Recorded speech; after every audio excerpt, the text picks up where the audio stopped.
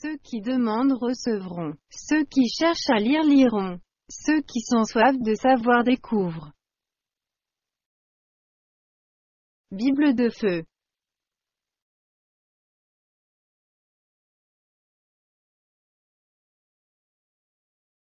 Ou la doctrine de la fraternité blanche. Prédiction de la nouvelle doctrine.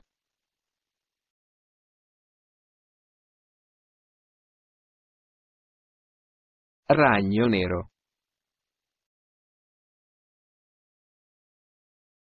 La religion du feu et du soleil verra une procession victorieuse au XXIe siècle.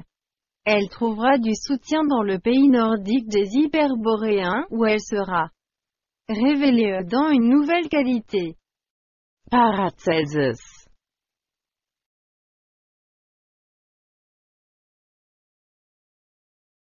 Il existe un peuple qui est appelé les Hyperboréens par Hérodote. Le nom actuel de ce peuple est la Moscovie. Il ne faut pas croire à leur terrible déclin, qui durera pendant des siècles. Les Hyperboréens connaîtront un fort déclin et un grand épanouissement dans ce pays des Hyperboréens que personne n'a jamais considéré comme un pays dans lequel quelque chose de plus grand peut arriver. La grande croix brillera sur les humiliés et les exclus. Alice Bailey.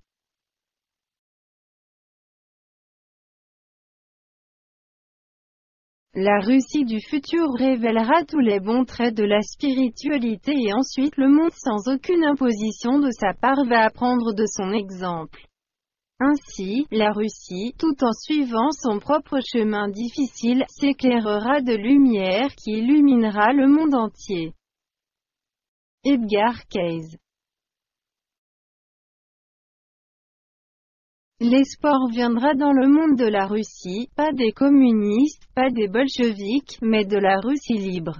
Des années passeront avant que cela se produise, mais ce soit surtout le développement religieux de la Russie qui donnera au monde de l'espoir. Les plus grands espoirs seront apportés au monde par les développements de la religion en Russie. De la Russie, on doit attendre le sauvetage du monde qui illuminera tout. Séraphim de Viritsa.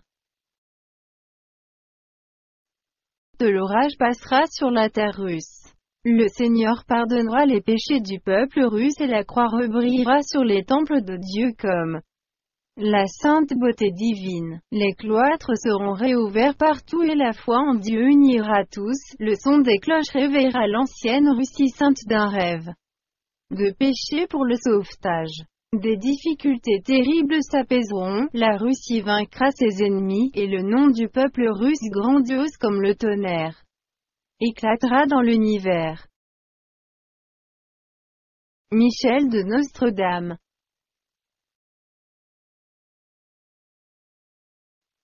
La parole de Dieu est donnée à la terre, elle dira tout aux grands slaves, ce qui est caché sera jugé, deux dames alliées apporteront de la paix.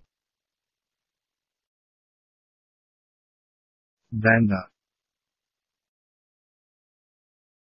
Un jour viendra où toutes les religions disparaîtront. Seule la doctrine de la fraternité blanche restera, elle couvrira la terre de couleur blanchée.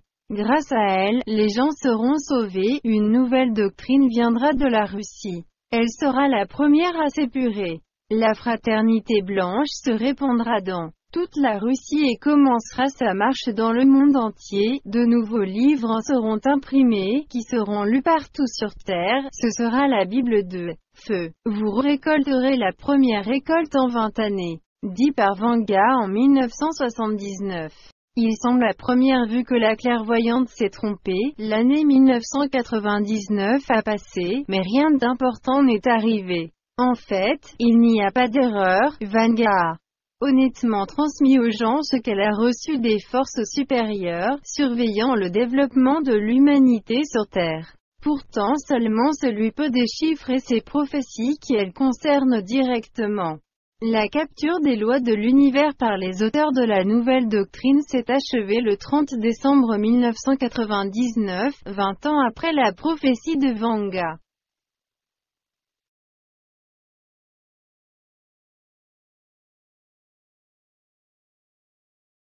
Les auteurs de la nouvelle doctrine sont Ella Seklitova et L. Strelnikova.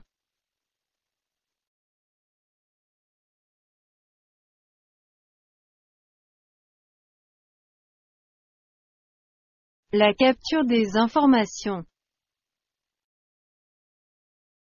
De nouvelles connaissances ont été transmises à l'humanité à travers ces auteurs par les enseignants suprêmes et Dieu lui-même. Elles ont formé la base de la doctrine de l'avenir qui devra élargir les concepts de l'homme sur le monde environnant et le guider dans son développement vers les buts vraiment élevés et vers la spiritualité. Cette doctrine est présentée dans 4 séries de livres et destinée à toute l'humanité. Les informations données dans ces livres sont uniques en leur genre comme elles contiennent des connaissances pas encore ouvertes à l'homme. Les nouvelles connaissances doivent inciter chacun à prendre conscience de soi dans notre monde, à comprendre le sens de la vie et le but de notre développement.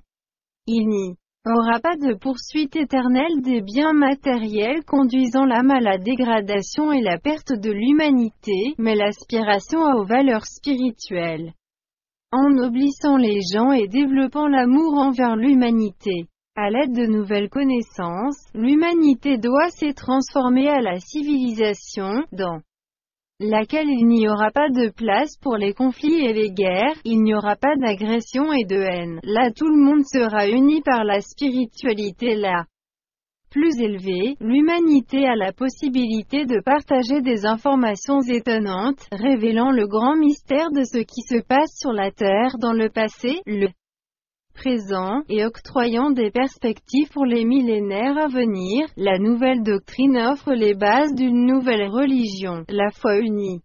Elle aidera à combiner la science, la philosophie et la religion comme des parties d'un tout, étant le chaînon manquant dans la chaîne du développement général de l'humanité et tout en créant une synthèse de nouvelles connaissances. Dans son développement spirituel, l'humanité s'appuiera sur la connaissance des lois de l'univers, des lois de l'existence dans la hiérarchie de Dieu et dans l'espace extérieur commun. Les nouvelles connaissances donnent un but spirituel du développement, ce but qui exalte l'âme et unit toute l'humanité. De telles connaissances sont descendues sur Terre une fois tous les 2000 ans.